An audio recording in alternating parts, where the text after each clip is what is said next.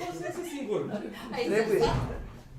Trebuie. Trebuie să reușească să iasă. Principala vedetă a OTV-ului, ce aveți cu el? Eu nu cred că are nevoie de ajutor. Ce? Batman? Batman? Batman? Ce a făcut mă ăsta? Batman? Domnul Dan Deaconescu?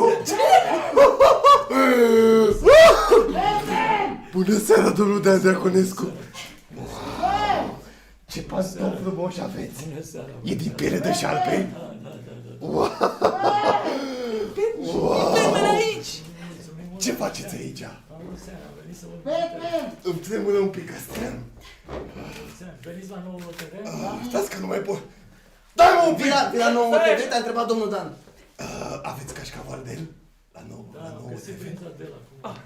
Bă, asta e faimoasa? Am o rugăminte. 2 secunde, dacă puteți să faceți un video pentru mama ei, dă-mi un telefon. Dă-mi un telefon! Ia-l pe ăla. Ia-l pe ăsta. Da?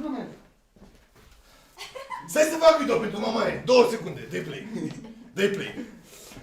Deci, o cheamă Mamaia Nina. Spuneți 2 cuvinte, vă rog. Pentru mamaia Nina, Dan Deaconescu, vă spun la mulți ani și bună sănătate. Băi, Batman! Sărbători fericite. Ce faci? Scuze, Coe. Mulțumesc. Ce faci? Ai o legendă aici, ești prost. Mă, ce faci? Acu ăsta. Al meu, e telefonul meu. Ce faci? Venise să te salvezi. Păi și... Ce... Hai să-ți fac Păi poză. ți-ai salvat singur, ești retardat? Eu l-am salvat! Hai să-ți fac poză. Hai să-ți fac poză cu domnul. O poză cu domnul Deaconescu.